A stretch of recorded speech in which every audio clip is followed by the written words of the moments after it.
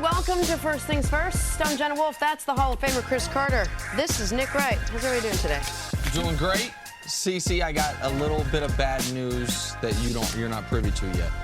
Jenna Wolfe is in a tough spot right now. Jenna Wolfe won a bet last night.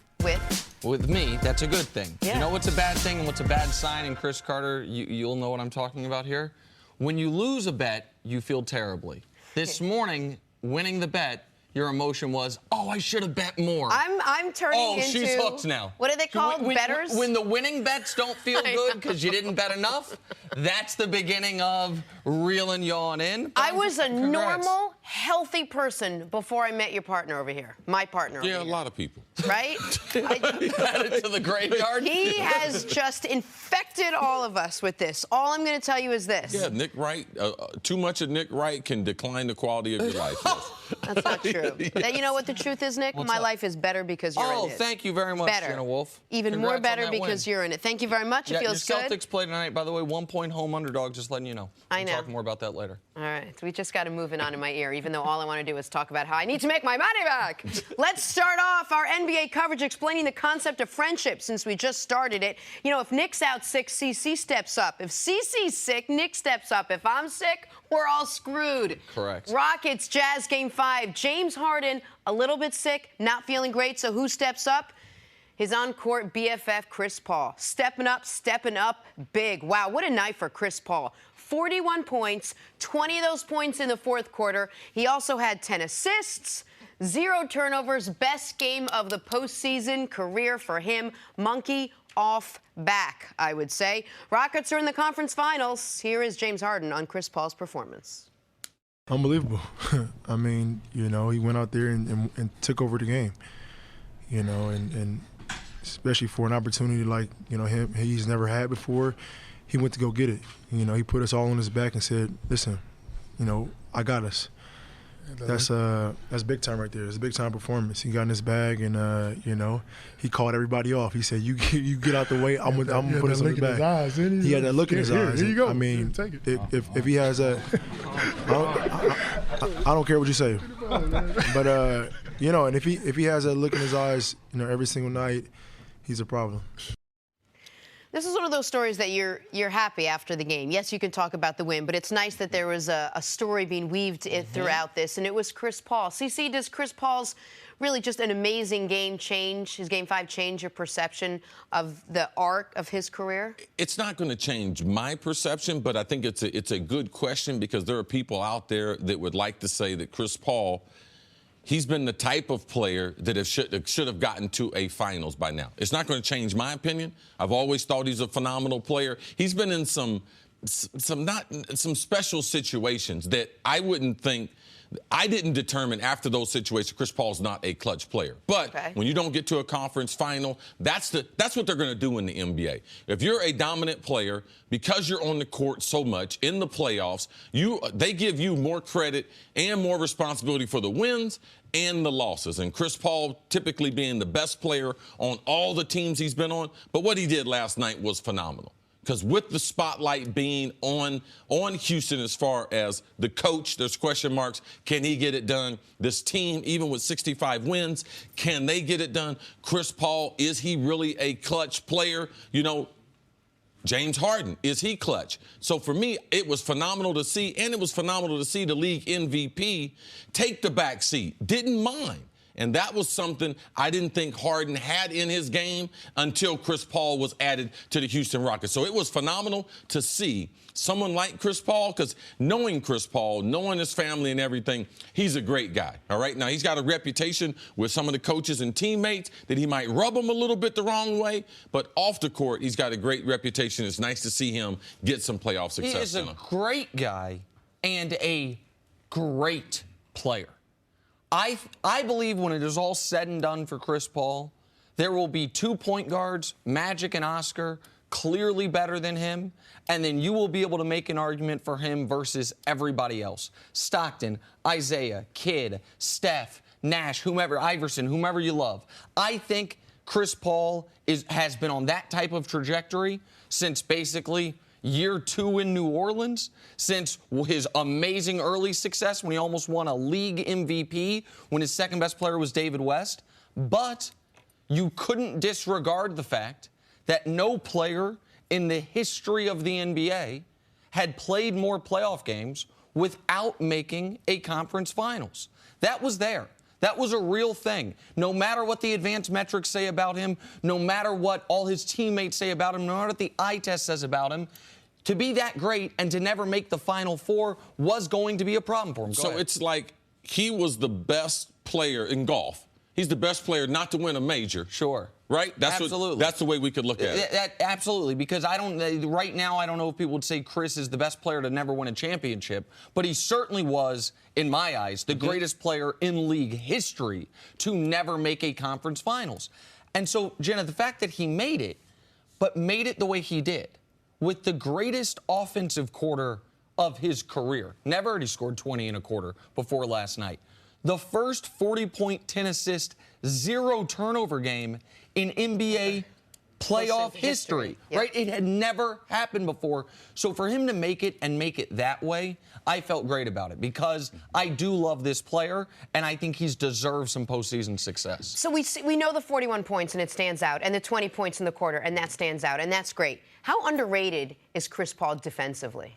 Oh, he's an amazing defensive player. I think that when people talk about Chris Paul, that's one of the calling cards that we don't talk about it because he's in the West and now he's with Houston. But when you talk about Chris Paul and the people that know basketball, when they talk about Chris Paul, they pull out the point you, Jenna. One of the top defenders in the league and had been for over 10 years. People don't talk about that, though. They like to talk about his lack of success. They talk about him and Doc Rivers not being able to get it done with the Clippers. But Chris Paul as a defender.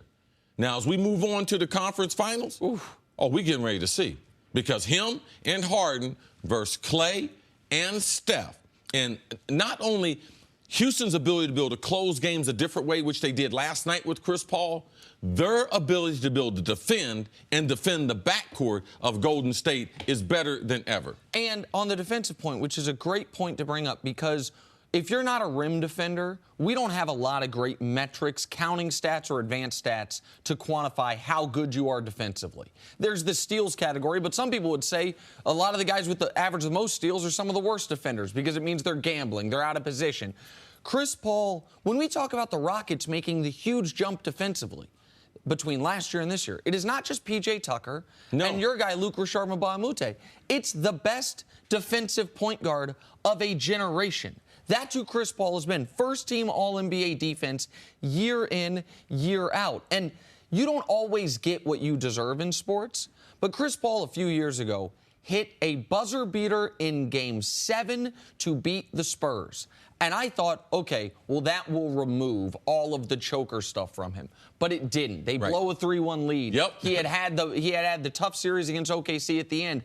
And so now this does remove it. Now we can say there's a lot of really good players who haven't been to the finals in this league. There weren't players at this level that hadn't been to the conference finals. Right. And even if they aren't able to get through Golden State, I don't think the same commentary that followed Chris Paul after hitting the game winner, I don't think it will follow him after facing one of the best teams that we've seen in the conference final in Golden State, with them being in their 4th straight conference final. 100%. You also have to look at this as a win for Houston to be able to do what they did without James Harden really stepping up, without that's why having you get him. Yeah. That's why you go get Chris Paul, because you are, even if you're a guy, every superstar in the league except LeBron has a history of about once a series they're going to lay a dud. You know what I mean? Whether it's Steph, whether it's KD, no matter whomever you are. And Harden has a more tattered history than that. A couple times a series he might have a bad game. That's even if he's fully healthy. Chris Paul revealed yesterday that he was a little under the weather. But that's why you go get him, Chris. Yes. So you can win this game, because I don't want people to underrate this. This is a game the Rockets were trailing going into the 4th quarter. Yes. If they lose that game, and they have to go to Utah for Game 6, we're talking a totally different situation right now. We're bringing up the 3-1. We're talking about a pick'em game 6, and then all of a sudden, what really is the situation for the Rockets? Yeah, Chris Paul, he'll look back on this season with a lot of accomplishments. But the most important thing for me personally is what he did. He came over. We went to watch him play against Brooklyn. Yes. And I hollered at him on the court, "Hey, Chris Paul, I need a picture after the game." He stopped what he was doing and was like, "I need a picture too." And awesome. Nick's wife, Danielle, had the jersey on. So him coming over this season is one of many accomplishments. It was great. And he is, I'm glad you mentioned it. He's my wife's all-time favorite player. He took time with her, thanks to Chris Carter. But no, the things you hear about Chris Paul off the court are 100% accurate. That's great. Like one of the NBA's really good guys. All right, the Rockets can sit back now. They're on to the Western Conference Finals. Coming up, are the Warriors still on cruise control through the first 2 rounds of the playoffs? We'll set that table next on First Things First. We'll get to the Warriors in just a second, but first are those 2 words. Jazz Rockets Game 5, Donovan Mitchell. Tough basket gets it to fall and one. I've never in my life watching professional basketball seen a rookie that can go from having a mediocre or even bad game to just incandescent in a quarter. Did you have 2 22-point quarters in one playoff run? Now, I was getting ready to say something. I had a tremendous comment, but you threw a word on me. Incandescent? So hot, on fire. Like the light bulbs. Yeah, like glowing brightly. All right, I won't use it. What next about time. he's damn good? Thank you. Well, Yeah. Tomato. No. Same game, Alec Burks drives, baseline, throws Should have stayed down. in college that Big last one. year. I think they were on Teach Those Words that last year. I don't know about it, Ohio State. He was good for them yesterday. Be offended by that. Oh, no, it's all good. He knows. And Binghamton neither. Come on. I'm offended by that. Now you lost your chance to speak. Same game, Gerald Green with the steal. Boom. Vicious fast break dunk. Rockets are moving on to the Western Conference Finals, boys. This was the thing. I'm not surprised that Houston, the team, like they love Gerald Green, but I was really shocked, Nick, at the conversation we had with Houston's owner, how much he personally loves Gerald Green and realizing the value he brings to that team. Same game, CP3 said hello. The owner could not stop talking about Gerald Green. Yeah, I had to get a lot of information. Didn't know when I was going to run into him again. The other Game 5 last night, Pelicans at Warriors, and Drew Holiday with the spin and impossible dime in traffic. Look at that. Man. His reputation changed after these 2 playoff series you saw with Drew Holiday? Yeah, listen, he's a guy that had been somewhat disappointing due to injury. And now when you see him healthy, you see one of the better 2-way guards in the league and a guy who you think, could he be the 3rd best guy? Not the 2nd best guy, 3rd best guy on a champion? Maybe. All right, let's take a deeper dive into this game. Warriors and Pelicans, Game 5, deeper dive. High five.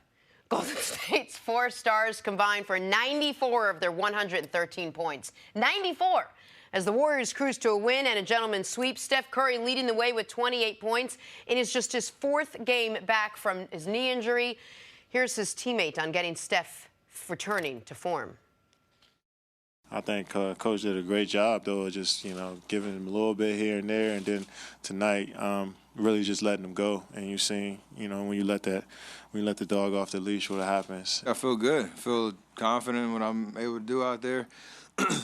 Timing can still get a little bit better with the ball and things like that when you start to get so excited. Still, like, when I'm out there and missing 6 weeks, it's still appreciative of just being out there playing. So, yeah, like I said, I continue to get better, continue to get my timing right, continue to get back to the normal rotations, normal, minutes that I'm out there playing, and hopefully won't look back. It's nice to see what Steph Curry can do when he's just in the process of trying to get himself back into it. That's not bad, even if he stopped right there. Do you think, CC, that we've seen the Warriors at their absolute best yet? Yep, I don't think. Back to what Kevin Durant said. A question to you guys. If Steph Curry was a dog, what kind of dog would he be? Oh, because he said he let the dog off Labradoodle. What kind of dog? He'd be a nice dog, right? Some kind of a poodle. I thought you really wanted an actual dog name. I apologize. Go ahead, as you were. No problem. I just thought that was okay. Yeah. Me and being a dog lover. Oh yeah, you being a dog lover, absolutely. Let the dog off the leash. Steph Curry, what he brings to Golden State, you can't speak about it just one thing, because what he does for Draymond, what he does for Clay, the lack of pressure on Kevin Durant, where he's able to thrive. But the question is, have we seen their best? No, absolutely. It's impossible to see their best, for one, because Steph wasn't there for part of the series, and they haven't been challenged. This last series, Utah was out two-thirds of New Orleans. New Orleans, and without two-thirds of oh, excuse me. You're okay. fine. Golden State, they haven't been challenged because of the lack of professional. The Spurs. The Spurs don't have their team. Right. Well, both the guys, the point, I know exactly where you're going. I got you. Both these guys or teams were without one of their two best players. Yes. Kawhi Leonard's out in round one. Couldn't get the numbers together. I got you. Absolutely. Two out of three. I got you. Yeah. DeMarcus Cousins out in round two.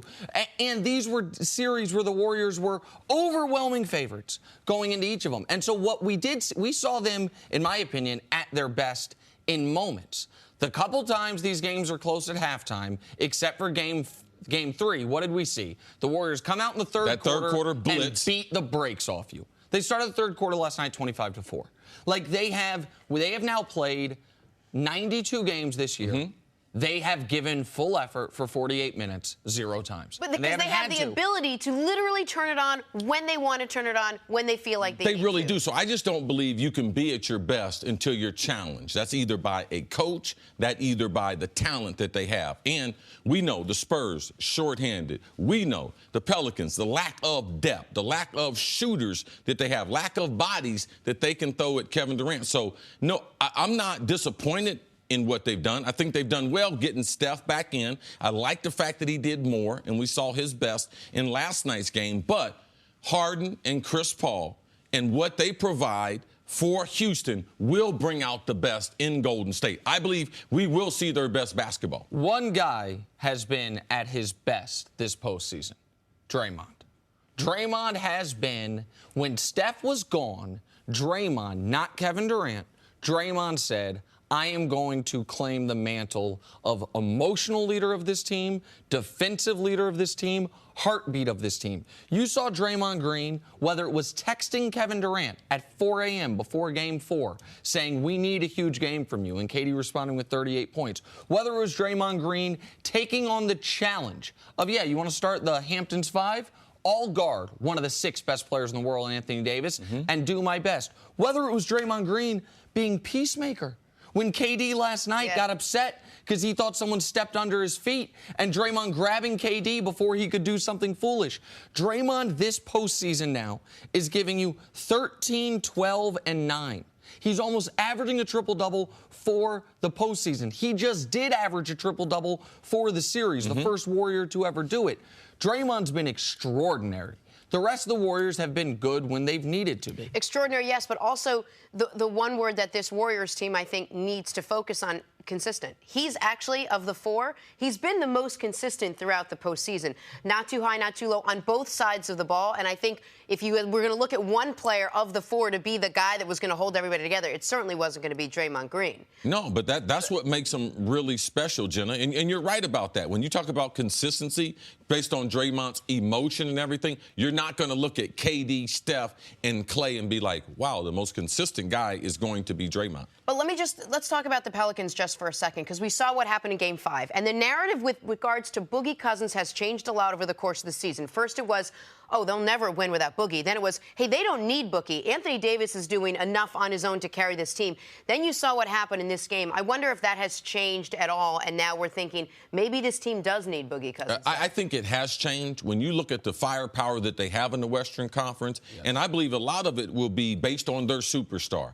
And you saw him demand Boogie Cousins. After the game, people talked to Anthony, what do you think about Boogie Cousins? Man, we need Boogie Cousins. So to me, sign Boogie Cousins to a short-term deal. Sign him to a 2-year deal. The reason why? Your superstar wants him there, but then the pressure goes on to the coach, Alvin Gentry. I need you to continue playing at the pace that you played at after Boogie. Now, see if we can get the same type of results from the Twin Towers, but Gentry's got the responsibility. They have to keep playing at that pace, because that pace which made them formidable in the Western Conference. And you, at the very least, have to be able to toggle the pace up and down. If you can't play at quite that pace when Boogie's on the court, you have to have your team conditioned so when Boogie is off the court for 12 or 14 minutes a game, you can go right back to the pace. That's tough. That's a tough coaching job, but I think Gentry is up for it. I do not think you can let one of the 12 best players in the league walk away and get nothing in return. I just don't. I think you have to re-sign Boogie. Now, if it doesn't work, if you don't look as good, then he becomes a trade chip unless he is just doesn't recover from his injury whatsoever. You have to bring him back to see if it can work, and if not, so you can get something in return. I feel like they've got to re-sign him. All right, the table is set for the Western Conference Finals. It is the Warriors. It is the Rockets. It is as predicted. Coming up, though, we'll talk some football. Will the Giants' offense be as good on the field as they are on paper? That's next on First Things First. On to football. In my head, we are. Let's chat about number 3 overall pick, Sam Darnold. Jets CEO Christopher Johnson had high praise for the rookie quarterback. He said he, quote, honestly thinks they're going to look back 20 years from now and say this is the moment the Jets shifted into a new gear. CC, what are reasonable expectations for Sam Darnold in his rookie year? Well, we want him to be the starter. And it becomes very important that starter feels the support of the organization, not only from the beginning, but he's going to go through tough stretches. He's going to have bad games. He might have a bad month. But knowing that the organization thinks you're a special player, and now I need to get some help.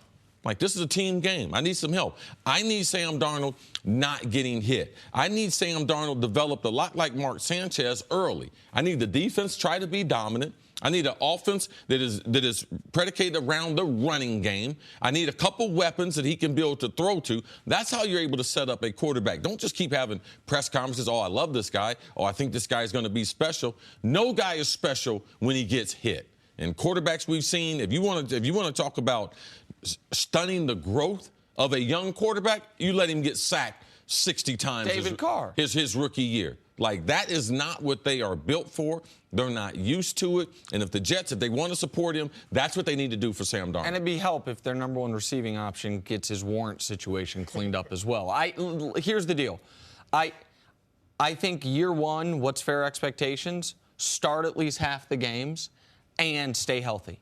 That's because we are learning you cannot correlate how good a guy is in year 1 or how bad a guy is in year 1 with how he's going to be. You can correlate if he's not good enough to get on the field. I remember when the Jets spent a second-round pick on Christian Hackenberg. People love the pro potential of him coming out of Penn State. He's never gotten on the field. But I watched Jared Goff have one of, statistically speaking, the worst rookie years ever. Yes. And then what did the Rams do in year 2? They spent some money on a left tackle. They spent some money on some weapons. They trade for Sammy Watkins. They do a lot of things, and all of a sudden got some fresh thoughts in his head with Sean McVay taking over as the head coach. Absolutely. They do all these things, and he ascends like that. I've also seen a quarterback, not to pick on Dak, but in Dak in year 1 looked like a super-duper star. In year 2, regressed significantly. So what do I need to see from Sam Darnold? That he's good enough at some point to beat out Josh McCown. Like, that level, and what do I need from his teammates? The health thing is, you talk about the violence of pro football more than anyone I've ever met, probably because you're the person I'm closest to that dealt with the violence of pro football. Yeah, I'm still flinching. Right. The difference between what he was subjected to at USC or in high school and what he's about to be subjected to, the Jets need to give him every chance to ease into that. And I know there's no easing into the NFL, but that's the biggest key to his success, more so than his weapons offense. Jenna, you pointed out one of the keys when we had Sam Darnold in here, because we had the pleasure of being able to meet his family. His dad, behind the scenes, a very, very good football dad. He got emotional. We gave him the Hall of Fame tie. You know, he was crying and everything. But his mom, and his mom coming out here and you being in New York, realizing he comes from a very, very stable home life. That's going to help him in New York City. I don't believe it's going to be too big. He was the next heir apparent star on USC's campus. And if you can be a star on that campus, I believe the transition to New York and the Jets and him having that stable family around him will help him out. 2 things, strong mom and an offensive line. Nothing can go wrong, right? The other team in New York, the Giants, fact, they weren't very good last year. Isn't your dad like the general manager, head coach, and everything? He runs everything, right? All of it, okay. CC, all of it. Let's just summarize that one sentence I just gave you 8 seconds ago. The Giants had only 3 wins, 4 games played by OBJ, and countless jokes about Ben McAdoo. But with a new coach, a healthy Beckham, and the number 2 overall pick in Saquon Barkley, Eli Manning says the Giants' offense looks good on paper. CC, do the Giants have enough on offense to have a bounce-back season? They really do. They really do. And it starts with their quarterback being able to get his confidence back. Because it's not, as long as Eli's been playing, it's not easy to get through what he went through last year. Let's not forget, it's only bad football, all those losses, but his starting streak, he got benched. I mean, the backup looked awful. The head coach lost his job. The general manager lost his job.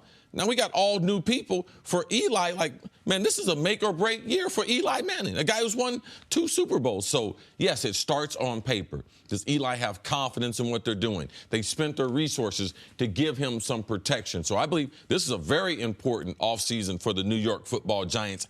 And, yes, I do believe they can get back 9 wins, 10 wins, and get themselves back into the playoff picture. I feel like if any player should be happiest, it's not Odell coming back. It's not the general manager looking at this team. It's got to be Eli Manning. He's got someone to throw to. He's got someone to hand the ball to. He's got Nate Soldier to protect him. And what else happened on draft day, Nick, or didn't happen to help Eli? Quarterback. Yes. There is no team, I want to be very clear about this. There is no team in the league that did more this offseason to help their quarterback than the Giants did for Eli Manning. Yeah. They signed the best left tackle on the market. They used the number 2 overall pick not to draft a quarterback. Excuse me. Also, left tackle, they paid above market value. Right. For Nate. They overpaid. They said, we have to get him a left tackle. So they signed the best left tackle and pay a premium for it. Number 2 overall pick. They got a lot of options. Draft a quarterback. Draft a defensive lineman, like the way they've won Super Bowls before.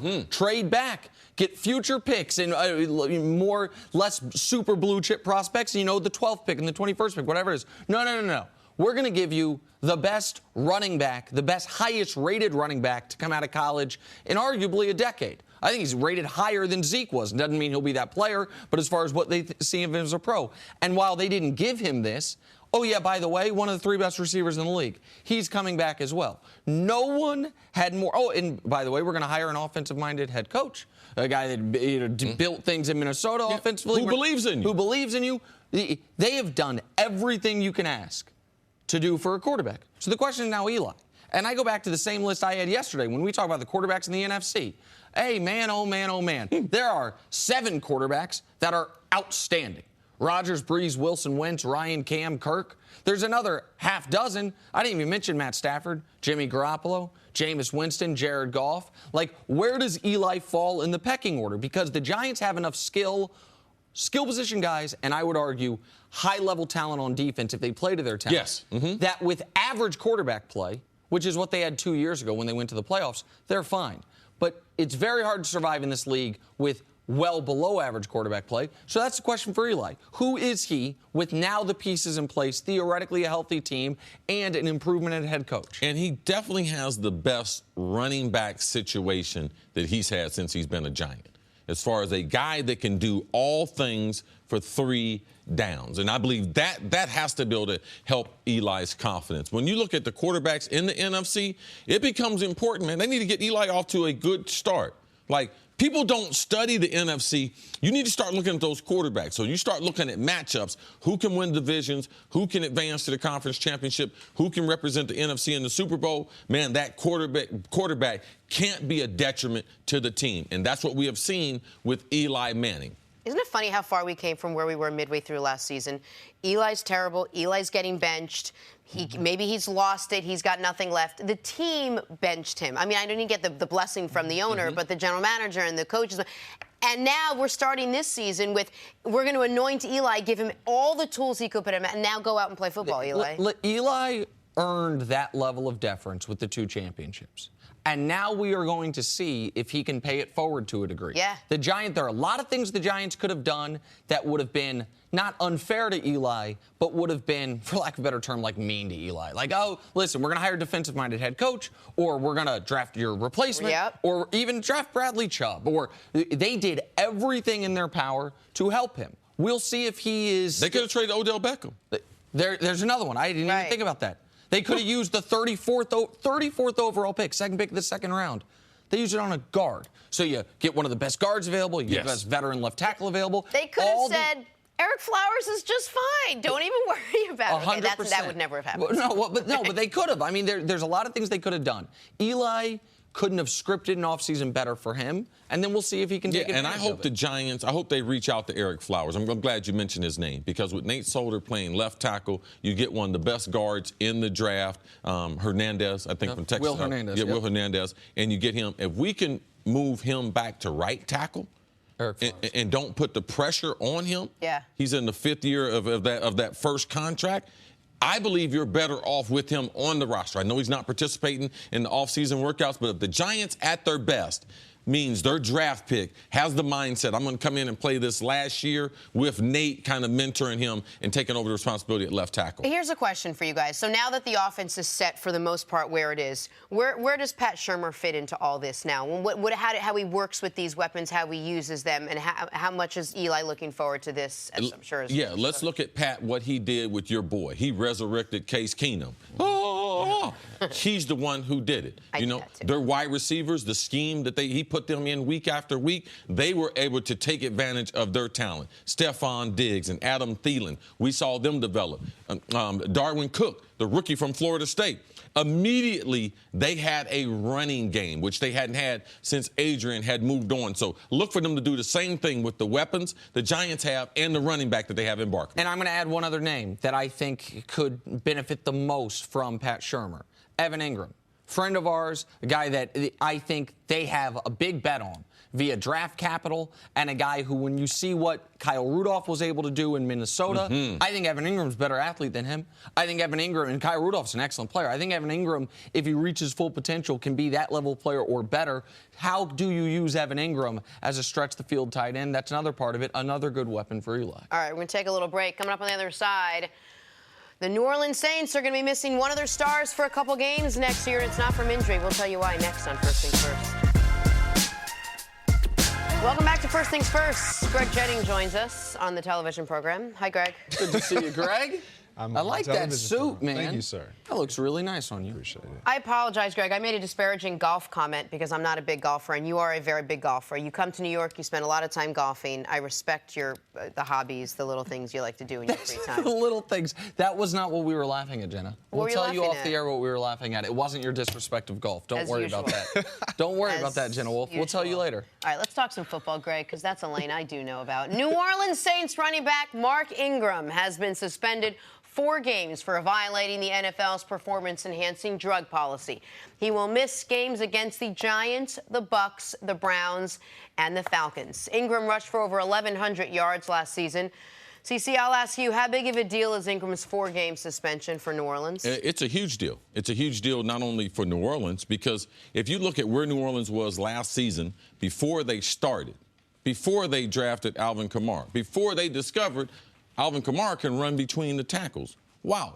Not only be a third down back, I thought that they were looking to move from Mark Ingram in the contract that he had. He had his most productive season with Kamara, so it presents a problem because Alvin Kamara is not a 18 to 22 times I'm going to hand him the football, not for a 16-game schedule. Now, we can maybe trick it up, have him return a couple kicks, throw him the ball 5 or 6 times, have him get 10 carries, but he doesn't have the body type that I think will ever be able to endure that type of pounding in the NFL. So them being a kind of a 1-2 punch, I became very, very important. Also, do they beat Philadelphia if they go to Philadelphia? Because they had the Minnesota Miracle that knocked them out of the playoffs. We forget some of these teams, how they exit. How close they really were. And what a different matchup potentially, because Minnesota, their defense didn't show up for that championship game. So I believe this is a huge deal, and the biggest part of this is the player's reputation. How do you recover from being accused of PEDs? Because when people see this, they'll be like, man, he's either on HGH or he's on just straight steroids. When this is something that becomes very, very hard. Me as a player, I battled it. Greg battled it. When you're working out and you're trying to give yourself that edge that you might have in recovery. So everything that you take, everything you put in your body is your responsibility. But there's so many companies out there. This is an unregulated business, and we see these products. We see guys every year get pinged for over-the-counter supplements. Now, Does the NFL have a program where they will test your supplements? Yes, but you don't know what's in every one of those pills when you buy it off the counter. We try to do what we can. And how can I say that about someone like Mark Ingram? Is because I know the people he trains with. He trains at our facility. I know the trainers. They trained me my whole career, and I know that we have never approached giving an athlete some type of supplement. So I know the athlete. I know the people he trains with, and it also speaks to the lack of regulation that we have in that business, that players get suspended, and it's hard to repair your reputation, Greg, once you have the PDE label on you. Yeah, I think I come from a different take. I think it's a big deal, more so for Mark Ingram than I do the Saints. I like, actually, Alvin Kamara getting more touches. To your point, does it bode well for them to have that 1-2 punch? Absolutely. But they have enough pieces there, and they have a really solid defense that they can sustain the wins without Mark Ingram. And so when I look at what has transpired, it's more of a big deal for him personally because he's on a contract year. Like, this hurts. You miss 4 games. Now a team has this to they already are going to label you as something. You just added to that. And even, Greg, I mean, even if they believe him, right? Even if he says, listen, it was not steroids, it was not HGH, it was an accident. Even if they believe him, they have the specter of, well, you make that mistake again, it's a year. Absolutely. Even if they think it was well-intentioned, right? That you weren't trying to cheat. Intent doesn't matter in this case. And a second one of these, you're out of season. Without question. And I'm going back to Alvin Kamara. I think he is the more dynamic of the two. Yes. And if they had lost Alvin Kamara for 4 games, then it would be a bigger deal for me because he's a part of their passing game as well as their running game. And they're looking to him as their future as opposed to Mark Ingram. Is it not true they were looking at trading Mark Ingram? Well, because Mark Ingram, and this is poor timing for him, he wanted a contract extension before this. It's the reason why, reportedly, he hasn't been a part of their offseason program. He's only scheduled to make $4 million this year. Now that's $3 million, by the way, because you're missing a quarter of the season's paychecks. And he evidently, reportedly, still wants a contract extension despite this. So I think one of the reasons they were looking to trade him was because he was disgruntled, because he wanted more money. I'm going to split the baby a little bit between the two of you on this. I think Kamara is the more dynamic player. I also think Alvin Kamara's 6 yards per carry last year were inflated because Mark Ingram was wearing the defenses down. I think Mark Ingram can hit you, and then Alvin Kamara can come in and hit a home run on you. Change of pace. Change of pace. I think it is harder. I think Alvin Kamara's job in year 2 just got a lot harder for the first quarter of the season. Yeah, I think the conversation is totally different if we're talking about the Saints have traded Mark Ingram. Alvin Kamara, is he a featured running back? But it's not. It's only a 4-game suspension. Right. So I can understand where Greg is coming from. It's only 4 weeks, and it's the first 4 weeks. So Sean Payton, can he come up with a game plan 4 weeks? Yeah, he's the one that came up with the game plan that let them know that Adrian Peterson, he wasn't useful here. I can put these 2 guys in the same backfield, in the same room, and get productivity. 1,500 yards total scrimmage from both running backs, which led them both being selected to the Pro Bowl. I want to ask you a question, Greg, because I forgot which player it was, but when we talked about a PED suspension a while ago, CC was very passionate about it and very adamant about cheating the game and about unfairness to other players in the league who try to do it the right way. Antonio Gates. There you go. That's exactly what it was. Thank you. I couldn't remember who it was. I know from talking to Chris, because he's known Mark Ingram for so long, about the way he's regarded across the league, right? I agree the team might use it against him. What does this do, in your eyes, to his rep amongst the other players? Do they give him the benefit of the doubt, tainted supplement, incorrect supplement, or do they look at him differently now, other players? Honestly, you look at a guy differently. I don't care who it is. When you have been labeled as a cheater, quote unquote, in a league that is high strung and high competitive, it's almost as though we've never been on the same playing field. You've been kind of enhancing your opportunity, your abilities because of some substance. So for me, I've never had a tolerance for it. I've disliked. I look at Sean Merriman. When I look at Sean Merriman and all the things that he was able to do, and I point him out because I was with him a few weeks ago, it puts a knock on what you were able to do, because I don't know how much that helped you. I don't know. And then when you're off of it, you fall off. Like, I struggle with that because I was an all-natural guy. I never used anything like that. Greg, did you have a program that you used as far as supplements? Because you're a guy who worked out hard. That was one of the things I really respected. Did you have a program of what you did with the team on a regular basis, year in and year out? I did, but I typically did my own program more than I did the team's program, because I knew what I needed for me. And you know this. Yes. When you're working out with the team, it's more of a generalized system. It's not sport specific for what you need for your position. And so I think when you're trying to take your game to the next level and you're an elite player, you have to, you know this as a trainer, as a workout just nut, you have to tailor what you do for you to get the best results for you.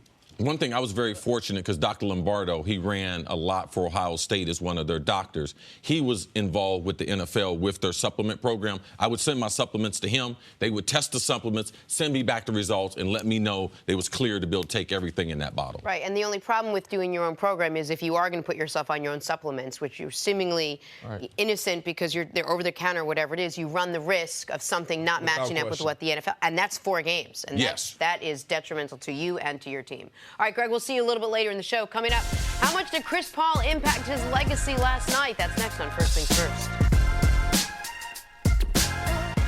Welcome back to First Things First. We're now joined by Yes Network NBA analyst and CC's favorite guest, Sarah Kustok. One of our absolute favorite guests. Good to see you, Ms. Kustok. How are you? I got to get back in the good graces. This is I need to figure out how. They saw each other at a Whole Foods, and there was a misunderstanding. Well, one of us saw the other. Exactly. And the one who didn't speak despite seeing Sarah is the one who's angry about it. Yeah, her visibility, too many NBA stalker fans and everything. Yeah. I need to start dressing. I'm going to the Whole Foods right after this since I'm properly dressed. This is how it works. They tease because they love. It took me 176 shows to learn that. They tease because they love. I have a question for you. If you have the presumptive league MVP on your team in James Harden, and he's under the weather and you need to win a game, what do you do? Well, you can do one of 2 things. You can either postpone the game or you ask Chris Paul to step up. I got to check the rules on postponing.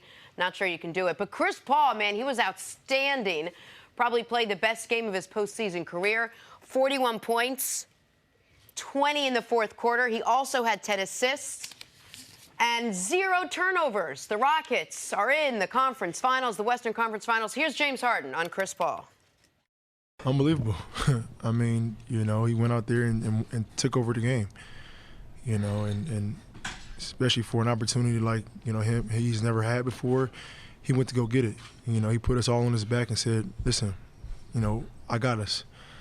That's big time right there. It's a big time performance. He got in his bag and, you know, he called everybody off. He said, you get out the way, I'm going to put us on his back. He had that look in his eyes. Here you go. I mean, if he has a I don't care what you say. But, you know, and if he has that look in his eyes, you know, every single night, he's a problem. Well, Sarah, Chris Paul, as you know, has this reputation of playing fantastic, and then somehow in the postseason things go awry. Do you think that what happened in Game 5, his amazing game, changes that perception of his postseason career? I think it's starting to, and I don't think we can entirely categorize the postseason Chris Paul as poor playing, because he's had a lot of big games, but it's those moments of which he needs to come through that he has not. And I will take us back to Game 4 because I was in Utah, left Game 4, and if Chris Paul didn't play the way he did in that game, along with Clint Capella, along with P.J. Tucker, I don't think they would have won that game. I'm glad to hear that James Harden was under the weather because I was wondering where the heck he was at for all of Game 5. Yes. But those unbelievable numbers, but it was those 20 fourth quarter points. That when it mattered because Utah was making a run, and you could tell. James Harden talked about the look in Chris Paul's eyes. Chris Paul is the vocal leader. He also leads by example, and he entirely took over that game. And absolutely, it was one that they needed to have, and it impressed me more than anything. I think also how he deferred to Chris in the press conference. I believe that's really important for where James Harden is. James Harden is going to receive the recognition for the first time in his career as the best basketball player for the 2017-18 season when he gets MVP next week. But he's never, since he's been a star, he's never been able to defer to anyone. He couldn't depend on them. He didn't have that type of respect for his other teammates, and they didn't deserve it. Chris Paul deserved it. And to see him defer to Chris Paul, and Chris Paul was demonstrative on the court. He signaled Harden, go to the corner, like the teacher, go to the corner and stand there. And he began to get into his bag. He began to work. He began to do the pick and roll with Capella the same way we had seen Harden. So to me, seeing them in the press conference, it speaks to the confidence that Harden has in Chris Paul and the amount of respect that it will go to the rest of those teammates. When they get in critical situations, they now have that 1-2 punch that since Harden's been a star that he's never had. I want to talk about Chris Paul, the guy, just for a moment here to add some context to this. This is the head of the NBA Players Association. This is one of the leading voices in all of sports on combating racial inequality and racial injustice. This is a guy who, for the better part of 15 years, has been a star in this league and has never had a negative headline. The last negative headline was when he punched Julius Hodge in the groin in college. This is a guy who has been an upstanding citizen in every way imaginable. And a lot of people could argue it was unfair the way the NBA intervened and stopped the original trade and made him end up going to New Orleans. Yeah, to New Orleans. Right, absolutely. No, when New Orleans was trying to trade him to the Lakers, right? Yes. And by the way, the Rockets were going to be a part of that. They were going to get Pau Gasol. They wouldn't have been able to get James Harden. That's a great what-if moment in NBA history. So I say all that to say this. Chris Paul deserved to go to a conference finals. He was the greatest player in league history to never be in a conference final. He had played more playoff games than anyone in league history without going to a conference final. And he was going, once he got to the Rockets, they win 65 games, they were going to get to the conference finals. But how they got there matters. Style matters. The fact that rest matters now. Absolutely. They've got time now. They've got time, but also to get there because he has his greatest playoff game ever, because he has the greatest quarter offensively of any quarter, playoff or regular season. Sarah, the first 40-point, 10-assist, 0-turnover game in NBA playoff history. That's how you get there. That part of it is, it's a lot better than if Harden had gone for 45 last night and Chris Paul was a support. Now, they're going to need Harden to go for 45 at some point in the next round, but him being the star, not the supporting actor, but the starring actor in last night's game was perfect for my eyes. In that game one, he had 7 turnovers, and that was something that he talked about. That was a huge issue for him. In those final 4 games, he had 25-some assists, only 3 turnovers. He took care of the basketball, and you can't ever underestimate what he does on the defensive end. And I think that's something, obviously, this Houston team has changed. Daryl Morey is brilliant for identifying exactly what this team needed to succeed. But I think Chris Paul is just such a critical part of that, and he proved that, his value. And one of those things we talk about what they needed was not only someone else to build close games, they needed someone else besides Harden. They needed overall team toughness. Now, a lot of times we pick out P.J. Tucker. Yeah, P.J.'s a tough guy. He's a knockdown shooter. But when Daryl Morey, when he talked about toughness, he's talking about P.J. Tucker and Chris Paul. Because even though he's small, undersized, he brings that tough mentality game in, game out. I also think, and Mike D'Antoni talked about this the other day, because, of course, Houston's system, they want to shoot threes, get to the basket, and free throw line. He said, but when there's always an exception to a rule, and Chris Paul is an exceptional mid-range shooter. And for as much as the analytics prove how they play, it works, you need a guy that you can count on to get in the mid-range, to attack. That's what changed with Rudy Gobert, how he was able to attack that defense. And you need to have that varying way of finding ways to score. And I think Chris Paul brings something that they didn't have. And since you guys both mentioned it, I do want to say one thing about Daryl Morey quickly here. Daryl Morey, when he was asked about, are you sure about the fit? Remember, people were skeptical. Yeah. I mean, people were less skeptical about Russ and Paul George fitting than they were about Harden and Chris Paul fitting. And Daryl Morey, who is an analytics guy, is an MIT guy, he wouldn't mind if I called him this. He's a nerd. He said something very basic. He said, I got one overriding basketball philosophy that goes past any analytics, any model, any algorithm. Let's get as many Team USA guys on one team as possible and see what happens. Yeah. Let's get as many guys that can go win a gold medal and see what happens. He tried that, by the way, with Dwight, and it didn't quite work out with Dwight. He ran it back with Chris Paul, and thus far it's worked out brilliantly. All right, Sarah, we'll see you a little bit later on the show. Coming up, change of topics. How are Tiger Woods and LeBron's greatness similar? We'll talk about that next on Christmas First. I'm Jenna Wolf, and thank you for listening to the First Things First podcast. Make sure to subscribe and tell your friends, family, and coworkers about the podcast, which, by the way, is available on iTunes and all your favorite podcast apps. You can catch a fresh new episode every Monday through Friday on FS1, starting at 6:30 a.m. Eastern, 3:30 a.m. Pacific. So long, everyone.